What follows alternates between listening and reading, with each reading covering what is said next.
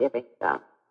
Amen. And So ourselves. it is That's free. just so beautiful. It's, like I've said for years that everybody's beautiful if you see them with the right eyes, and maybe seeing ourselves with those right eyes too, and seeing just the beauty and the uniqueness that we've got that nobody else does.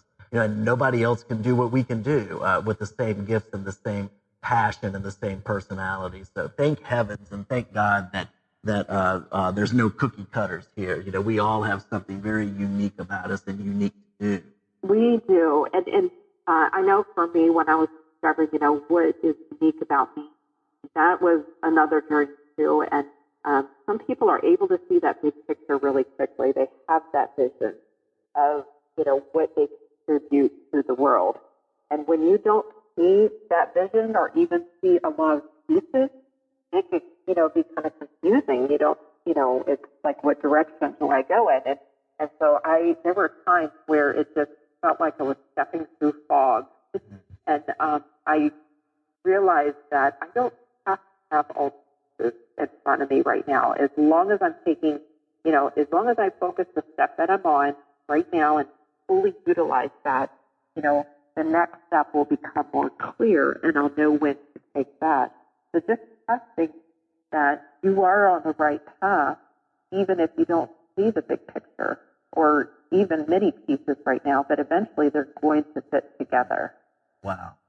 Yeah, and so we've talked about knowing ourselves and embracing that uniqueness, and then not staying off course, during the storms. Those things are coming to make us stronger, and having the different seasons, but realizing that they're all part of it. And what are some other issues maybe or hindrances that you see to people giving themselves that permission to be bold that might be of value to those listening today? Yeah, so one that comes up often, fear. There's different kinds of fear, and fear was something that I used to try to destroy, annihilate, and I realized that when I'm focused on fighting my fear, it actually grows. So when I'm working with people, it's important to know ourselves, what, fears we experience and where some of the fears are coming from, but not to keep that as our main focus. Use it more as, like if you're driving a car, you have the mirror in front of you to see what's behind you. Occasionally look at it to kind of keep track of where you are, but don't let that be what you're focusing down the road. And so what we typically do is, we focus on what we're learning from our fears. What are they saying about us? But we're also kind of taking a different approach. We're focusing on what can we create? What can we get excited about? Because often we stay focused on what we think is wrong with us, what needs to be fixing, and we don't focus on what is going right. Or what can we get excited about? So what I do is I often take their focus completely off the fear, and we focus on, okay, what can you do to give yourself more joy? What makes you come alive? And so that becomes a focus on enjoying your journey more intentionally. What helps you to create? And so one of my coaches, he encouraged me to create a bliss list. What makes me happy? And so it's kind of my go-to page. Like if I'm having kind of feeling blue on a rainy day, I'll go to that list and I'll just kind of come up with an idea of something I can do that day to shift my focus. I have a gratitude book that I created of things that make me happy. And so just bringing these things in that help me tap to my creativity helps take the focus on my fear. And so I see it as a healthy distraction, an interrupter for fear. And often it just takes a little interruption to dissipate that fear or bring it down a few notches. But definitely fear has been a hindrance with some of my clients.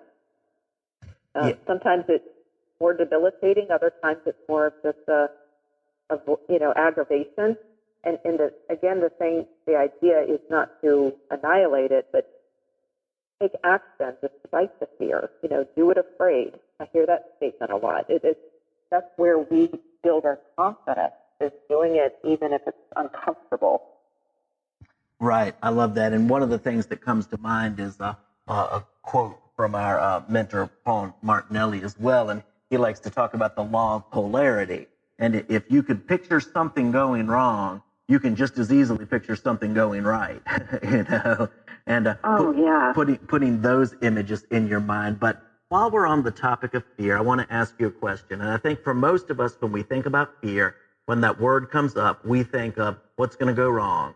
What am I going to fail at? What am I going to look dumb at? You know, what am I going to not know how to do? What are other people better at than me? But I want to ask you about this. What about the fear of success? And what I have recently been becoming more attuned to this, and that sometimes people aren't nearly as afraid of failing.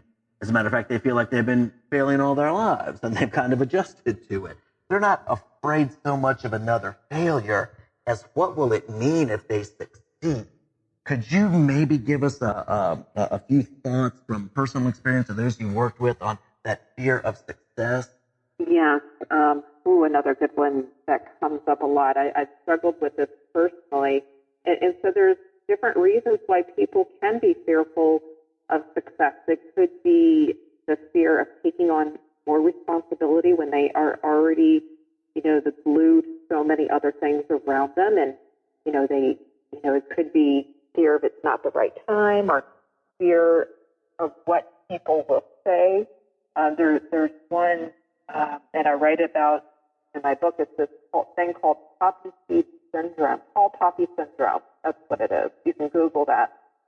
And basically this started like way back in the Dark Ages, like a long time ago. But it was this idea, like poppy flowers grow tall and straight, and they're supposed to be uniform when they kept them in fields. But every now and then there'd be poppies that grew taller, and they would kind of whack them down to make them uniform. Mm. And there was this king that kind of pointed out to describe how, a certain group of people, they didn't want to allow them to get taller or become more nobler. And he described, we would just cut them down. And that was a long time ago. But today it still plays out when we see people who are successful, like actors, different achievements. There's this fear of becoming successful because others might try to cut us down. Mm. And people might start thinking, they start growing, but then there's a fear, like, who am I to do this? What will other people think of me? What if my friends just disappear? What if I'm alone? Things like that. That's a very real thing that people go through when they're starting to experience different kinds of successes. So it's important to recognize and acknowledge that that's happening, but also understanding, what's the story behind that? What am I telling myself about myself, if I were to accomplish this? Some people, I know for me personally, my fear of success has been around my health. I've been struggling with some health issues, and there's a concern if I'll be able to maintain the energy that goes along with, even writing a book, that sort of thing. So there's all kinds of things tied to growth and fear, but part of that is also the journey, working through that and recognizing going through that is okay. And we can share those stories of struggle and triumph with other people to encourage them along, their journey of growth. Right. Absolutely. Well, Barbara, wow, these are wonderful insights. I'm so glad we're having this conversation today. And is there anything else that you'd like to share to those who are tuning in and listening today on something that you would just like to encourage them with when it comes to giving themselves permission to be bold? Oh, wow. There's a lot that I will go with. The first thing that pops in my mind, have help on your journey, and it's not a sign of weakness to have help. In fact, I had lots of help writing my book. I had several editors, I had a writing coach, someone who helped with the structure, just to put my thoughts in an organized way so that it is readable. But also have help on your journey of living boldly and fully. Share someone, what you're excited about, and someone who that will really hold you to that standard, not someone who's going to always make you feel good, definitely not someone who will challenge you or try to knock you down several pegs, but someone who's going to really come alongside you and help you grow and stretch. I know for me personally, without the accountability, the people speaking life into me, and even believing it, I tell you, there was a long time I did not believe in myself, and I held on to the belief that other people had of me until I could believe it on my own. That's one of the biggest gifts that someone has given me. So yeah, have others on your journey. There's times, but don't intentionally try to make it to the top by yourself, but have other people and link arms with them. And thank you so much for that. That's beautiful. And for those of you who are listening who don't know Barbara, let me just tell you, she absolutely models and is practicing exactly what she's preaching. And Barbara, as you know, you have played a huge and instrumental role.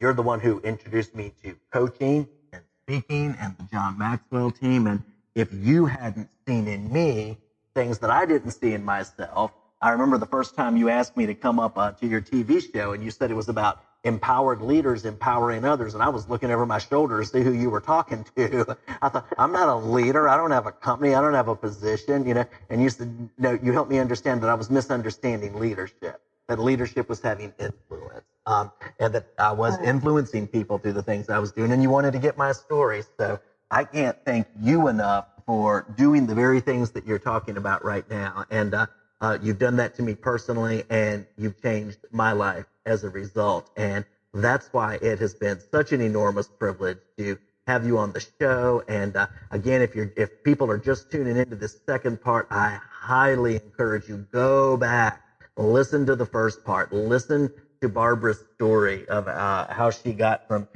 being extremely shy and some of the issues surrounding that to how she ended up coming to the point where she has written this book on giving yourself permission to be bold. And it's on Amazon. I just got my copy the other day. Can't wait to dive into it. And Barbara, thank you so much again for taking the time to, out of your day, and I know you're busy, you got a lot going on, but you have taken the time to come and to speak wisdom and experience and your own journey into our lives. And thank you so much for that. And Jeff, thank you for allowing me to come and have this conversation. I always love talking to you, and I love watching your journey. So thank you. Thank you so much. And so everyone, I hope that this has been a benefit and a blessing to you, and that you feel much more permission to unleash that bold that you've got inside of you. There's something that only you can do. You're purposed to do. You're meant to do it. And I hope that this has helped overcome some of what might be obstacles to that, and that you can more joyfully and fully enter into your bold. And you can reach out to Barbara on her website, which is discovernextstep.com. That's discovernextstep.com. You can also connect with her and others who are on this boldness journey on the Facebook page, Inner Bold. Just search Inner Bold or hashtag Inner Bold, and that's going to pull you up to the page for her new book, Permission to Be Bold. This is Jeff Byrd with Jeffrey Byrd Coaching. This has been Empowered Living. God bless you.